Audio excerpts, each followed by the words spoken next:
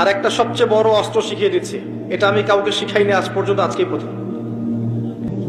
আমি আমার জীবনে দেখেছি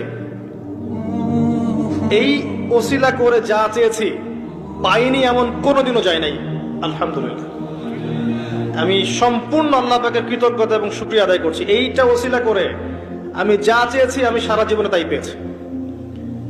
এবং আমি বিশ্বাস করি আমি যা পেয়েছি, এই বয়সে আমি যা পেয়েছি, আল্লাহ পাক কোটি কোটি মানুষকে তা দেন নাই, এটা আমি বিশ্বাস করি।